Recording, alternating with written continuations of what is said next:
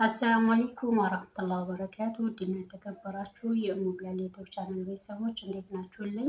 ከኔ ሁሉ ሰላም አልሐምዱሊላህ። ሁላችሁም በያላችሁበት ሰላምና ጤና እንድትሆኑልኝ መልካም ምኞቴ ነው። ያው እንግዲህ ከረጅም ጊዜ በኋላ ዳግም በቪዲዮ ብቅ ብያለሁ ማለት ነው። ያው የመስራት ፍላጎቱ ቢኖረኝም ከመዳም ስራ ጋር ያው እንግዲህ ያን ያክል አልተመቸኝም ነበረ። ኢንሻአላህ ባለችንና ባገኘነው አጋጣሚ ብቅ እንላለን ማለት ነው። እና ዛሬ ሀባይ ብቅ የቻልኩት ስለ ዩቲዩብ በቪዲዮ በቲክቶክ የሆነ ቪዲዮ ለቅቄ ነበር እና በዛ ቪዲዮ በለቀቁት ቪዲዮ መሰረት ብዙ እህቶቼ ማሻላ በውስጥ ብዙ ነገር ጠይቃችሁኛል። ኢትዮጵያ ያልጀመራችሁ እንዴት ነው መጀመር የምንችለው? እንዴት ነው መክፈት የምንችለው? እንዲሁም ደግሞ ጀምራችሁ ያቋረጣችሁ ጀምረን ነበረ፣ እንዴት ነው መቀጠል የምንችለው? እንዴት ነው መስራት የምንችለው? ብቻ ብዙዎች የመስራት ፍላጎት የመቀጠል ፍላጎት እያለን አንዳንዴ የሰው እንታም የሰው አፍን ፈርተን እንደገና ደግሞ ካለንበት የስራ ጫና አንጻር አልመቻችልን ብሎ እንደገና ደግሞ ያው ዩቲዩብ በጣም ጠንካራ ሰው ይላል፣ አድካሚ ነው፣ አሰልች ነው። ከዛም አንጻር ያው ብዙዎቻችን ጀምረን አቋርጠናል፣ ከኔ ጀምሮ ማለት ነው። እና ሀባይቢ አሁን ምን ልላችሁ ፈልጌ መሰላችሁ? ባጭሩ ዩቲዩብ እንዴት ነው መጀመር ያለብን ወይስ ደግሞ ዩቲዩብ ምንድን ነው ላላችሁ፣ ዩቲዩብ እንግዲህ ጥቅሙ ምን እንደሆነ ብዙዎቻችን እናውቃለን። ቢያንስ በዩቲዩብ ስራ ስንቶች የምናውቃቸው እኛ ከስር ኮሜንት እየሰጠን እኛ እየተከታተልን ያሳደግናቸው ዛሬ የት ደረጃ እንደደረሱ ሁላችንም እናውቃለን። ለምሳሌ እንደ ቆየት ካሉት ልንገራችሁና ለምለም የተንቢ እሷ አሁን አረብ ሀገር ሳውዲ በነበረ ሰዓት ነው ዩቲዩብ ስትጀምር ሁሉን ይከታተላት ነበረ። ጀምር ሀገሯ ገባች። ሀገሯ ገብታ ግን አሁን ላይ ምን ደረጃ የት ደረጃ እንዳለች እናውቃለን። እዚህ ደረጃ የደረሰችው እንደኛ አረብ ሀገር በሰራችው በለፋችው በደከመችው ብቻ አይደለም። ዩቲዩብ በደንብ ትሰራለች፣ ብዙ ተመልካች አላት። በዩቲዩብ ብር እሷ ራሱ እዚህ ቦታ እንደደረሰች እንደተቀየረች በወር ስንት ሺህ ወይም ስንት መቶ ሺህ እንደሚከፈላት ግልጹን ተናግራለች ማለት ነው። ሁለተኛ ደግሞ አሊና ሰአዳ የኬሚሲዎቹ ልጆች እነሱም ሲከፍቱ እኔ መጀመሪያ ከፍተው ሳውዲ ያሉ ፕራንክ ሲሰራሩ ምናምን አያቸው ነበረ። ከዛ ጀምሬ ነው እስካሁን የምከታተላቸው እና እነሱ ኢትዮጵያ ራሱ እንደ ማንኛውም ሰው በቃም ብለው አስበውበት አልነበር የሚገቡት። ወደ ሀገር ሲገቡ ራሱ በዋናነት የገቡት ለእረፍት ነበር። ለእረፍት በገቡበት ሰዓት ኮረና መጣ። በኮረና ሰዓት ያው በረራ ተዘጋ። በረራ ሲዘጋ በዛ ምክንያት ሳይመጡ ቀሩ ማለት ነው። ከዛን ሰዓት ጀምሮ አሁን እነሱም ምን ደረጃ ላይ እንዳሉ እያየናቸውና እየተከታተልናቸው ነው። እነሱም የተጀመረ ቤታቸውን ከመጨረስ ጀምረው እስካሁን እስካሉበት ደረጃ ድረስ በዩቲዩብ እንደሆነ ነው የሚነግሩን። ከዛ ውጭ ደግሞ ብዙዎች የቡታጀራ የአዲስ አበባ ልጆች በዩቲዩብ ብዙዎች እየተለወጡ እየተቀየሩ እሱኑ ስራዬ ብለው እየሰሩ በጎንም ደግሞ ትልቅ ደረጃ እንደያዙና ትልቅ ቦታ ላይ እንደደረሱ ነው የምናውቀው ማለት ነው። እና በጣም አቅም ያለው ከሰራችሁ ከጠነከራችሁ በጣም በመቶ ሺህ የሚከፈልበት የዩቲዩብ ስራ ነው ማለት ነው። እና ለምሳሌ ልጅ ተውፊቅ እንደዚሁ ሳውዲ በሚሰራ ሰዓት ገጠር እንደማንኛቸውም ወንዶች ወጥቶ ግመል እየጠበቀ ነበረ ቪዲዮ ሲለቅልን የነበረው። ከዛ 2 አመት ሰርቶ ከ2 አመት በኋላ አገሬ መግባት አለብኝ ያለው አብዶሎ ኢንተርቪው በሚያደርገው ሰዓት 2 አመት ሰርተ እንዴት ሀገር ትገባለህ ሲለው አይ ኢትዮጵያ ይሄን ያክል ተከፈለ፣ እዚህ እየሰራሁኝ አረብ ሀገር ሁኜ ይሄን ያክል ተከፈለኝ፣ አገር ገብቼ በነፃነት ብሰራ ከዚህ በላይ ስለሚከፍለኝ ዩቲዩብ መስራት ስለፈለኩ ነው ብሎ ዩቲዩብ ለመስራት ወስኖ ካሜራ ይሄ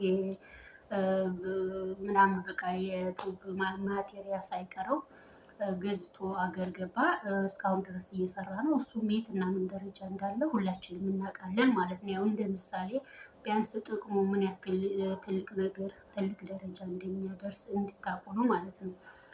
ሁለተኛ ነገር ደግሞ ዩቲዩብ ለመስራት ምንድን ነው የሚያስፈልገው ላላችሁ፣ ዩቲዩብ ለመስራት በዋነኝነት አይዲያ ነው የሚያስፈልገው። አይዲያ ምንም ይሁን ምንም በምንም ዙሪያ ብቻ የሆነ በምትችሉት በአቅማችሁ። ምክንያቱም አሁን የኔ ችሎታዬ እና የኔ መስራት የምፈልገው ፍላጎቴ ሌላ ነገር ነው፣ የሌላኛው እህታችን ደግሞ እንደሱ ሌላ ነገር ነው እና አይዳ ያስፈልጋል ማለት ነው። ዩቱብ ለመስራት ባጭሩ ምንድን ነው የሚያስፈልገው? አይዳ ያስፈልጋል በዋናነት። በእርግጥ አሁን እዛ አረብ ሀገር ላይ የሆነ አይዳ ቢመጣልን እንስራ ብንል መስራት አንችልም። ምክንያቱም ያለነው አረብ ቤት ነው፣ ነፃነት የለንም።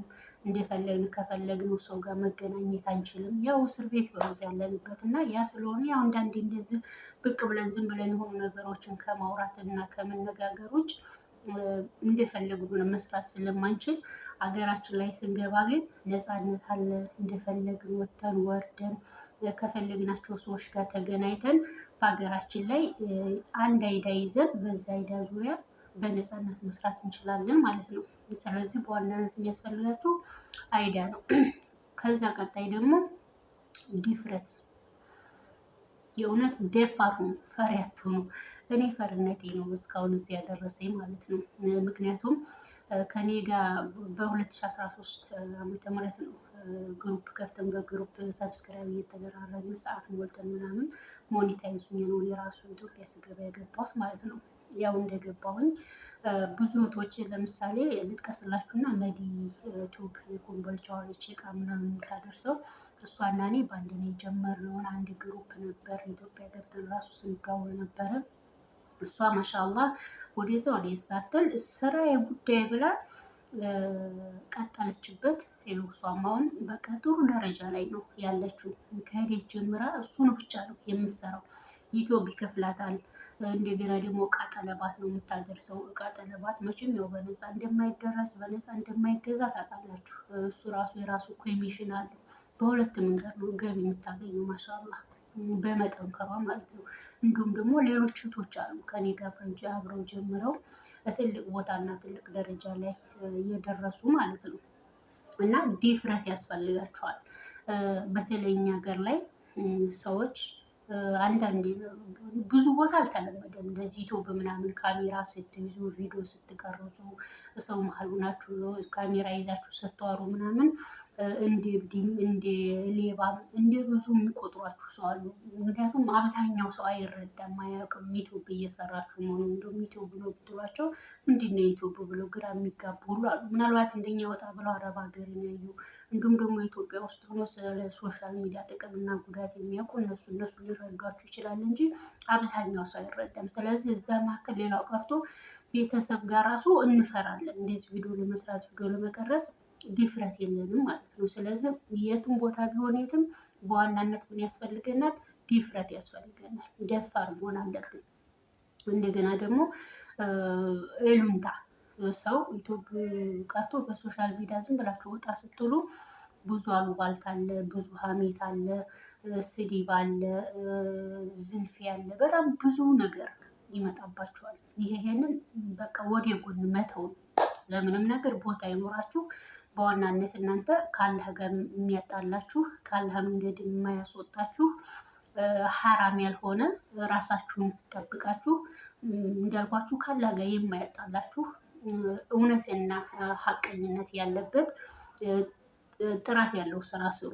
ከዛ ውጭ ለሰው ወሬ ለሰው አሉባልታ ቦታ ሊኖራችሁ አይገባም ማለት ነው።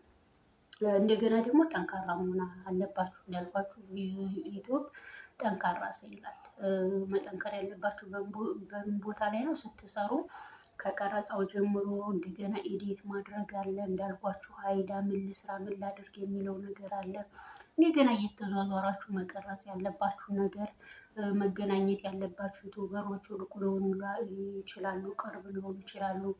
ያኔ ከነሱ ጋር ለመገናኘት ቦታ ራቀን ሳትሉ ደከመን ሳትሉ ከነሱ ጋር በመገናኘት ማለት ነው። እንደገና ደግሞ ዩቱብ እንደ ማንኛውም የንግድ ስራ ወረት ያስፈልገዋል። ለምሳሌ የሆነ ንግድ ወይም ገበያ ነገር ለመያዝ ስንፈልግ ገንዘብ ያስፈልገናል፣ መንቀሳቀሻ አይደለም። ዩቲዩብም እንደዛው የራሱ የሆነ ወረት መንቀሳቀሻ ያስፈልገዋል ማለት ነው። ለምሳሌ ቆንጆ ስልክ መያዝ አለባችሁ፣ ካሜራ፣ ላፕቶፕ ምናምን። ለዛ አቅማችን እንኳን ገና ቢሆን እንደ ጀማሪ ስለሆን ምን ያስፈልገናል? ቢያንስ ጂቢው ከፍ ያለ ከ64 እስከ 120 ጂቢ እንትን ያለው ስልክ ያስፈልጋችኋል ማለት ነው። ሁለተኛ ነገር ደግሞ ለጊዜው ቢያንስ ማይክ ያስፈልጋችኋል እንደ አቅማችን ማለት ነው። ጀማሪ ስለሆን ማይክ ያስፈልጋል። እንደገና ደግሞ ትንሿን በቃ እንደ አቅማችን ለማነው ሰልፊ ስቲክ እሱ ያስፈልገናል። ቢያንስ ይሄን ለመግዛት ምን ያስፈልገናል? ብር ያስፈልገናል። እንደገና ደግሞ እንዳልኳችሁ ወደዚህ ለመንቀሳቀስ የትራንስፖርት አለ፣ የምግብ አለ፣ ከጓደኛ ጋር ስትገናኙ የወጭ ምናምን አለ። ለዛ ምን ያስፈልገናል? ገንዘብ ያስፈልገናል። ስለዚህ ዩቲዩብ እንደ ማንኛውም ነገር የራሱ የሆነ ወረት የሆነ የምትበጅቱለት ወይም የምታስቀምጡለት ነገር ይኖራል ማለት ነው። እና ይሄን አድርጋችሁ መጀመር ትችላላችሁ ኢንሻአላህ። ያው እዚህ አረብ ሀገር ጀምረን እንዳልኳችሁ በራሳችን ሆነ በቻልነው ባለችን አጋጣሚ እንደገና ደግሞ በግሩፕም ያው ቪዲዮአችንን አዲስ ስለሆን እዚህ ጋር ምንም ማይዳም ስለሌለን ቪዲዮዎችን እየለቀቅን እየሰራን ብንለቅም ያን ያክል ተመልካች ሊኖር ይችላል። ብቻ ሁለትም ተመልካች ይኖረን ሶስትም ተመልካች ይኖረን የግድ የራሳችን የሆነ አይዲያ ይዘን መጀመር አለብን። ዩቲዩብን ስንጀምር እንግዲህ ቢያንስ የመጀመሪያ ሞኔታይዜሽን ለማድረግ 1000 ሰብስክራይብ እና 4000 ሰዓት ያስፈልገናል ማለት ነው። ሰብስክራይቡ 1000 ሰብስክራይብ ያን ያክል ከባድ ላይሆን ይችላል። ከባዱ ነገር ግን ምንድነው? ሰዓቱ ነው። ሰዓቱ ቶሎ አይሞላም። በፊት እኛ በጀመርን ሰዓት አስታውሳለሁ ሰዓት የሚሞሉ ልጆች ነበሩ። 4000 ሰዓት 3000 ብር እየተከፈለ ይሞላ ነበር። አብዛኛዎቹ እህቶች እንደውም እነዛ እያደረጉ ነበረ ሰዓታቸውን የሞሉት። አሁን ላይ ግን ሰዓት የሚሞሉት ልጆች ራሱ ሰዓት መሙላታቸውን ትተዋል ማለት ነው። እንደገና ደግሞ የዩቲዩብ የራሱ የሆነ ሕግና ደንብ አለው። ዩቲዩብ እንደፈለግን ቪዲዮ መልቀቅ አንችልም። ብዙ ሕግና ደንብ አለው። ኢንሻአላህ ሕግና ደንቡን እንዲሁም ደግሞ ስለ ዩቲዩብ አከፋፈት በቀጣይ ቪዲዮ የማሳያችሁ ይሆናል ማለት ነው። እና ኢንሻአላህ በርቱ፣ ጠንክሩ፣ ተስፋ አትቁረጡ። ተስፋ መቁረጥ ያው የደካማነት ምልክት ነው። ተስፋ መቁረጣችን ከብዙ ነገር ያስቀረናል፣ ከብዙ ነገር ያግደናል። አሰብንበት መድረስ አንችልም፣ የፈለግነውን ማግኘት አንችልም ማለት ነው። እሺ ተስፋ ያልቆረጡት ዛሬ ትልቅ ደረጃ ደርሰዋል በዩቲዩብ ጥቅሙን የሚያውቁ ማለት ነው። በትንሽ ነገር ተስፋ የምንቆርጥ ደካሞች ደግሞ የውዙ ዘጭ ብለን ዳግም ለስደት ተዳርገናል ማለት ነው። እሺ እና ይሄን ይመስላል የዛሬ ቪዲዮ። ኢንሻአላህ ሁላችሁም ላይክ፣ ሼር፣ ሰብስክራይብ እያደረጋችሁ እኔንም ማበረታቱኝ ኢንሻአላህ እስከ መጨረሻው ድረስ በምንችለው። ምክንያቱም አንደኛችን የምናውቀውን አንደኛችን እናውቃለን፣ አንደኛችን የማናውቀውን አንደኛችን አናውቅምና በዛ መንገድ እንቀጥላለን ማለት ነው። አብሽሩልኝ ኢንሻአላህ። ቀጣይ ደግሞ ስለ አከፋፈቱ በሌላ ቪዲዮ መለሳለሁ። ሰላም አለይኩም።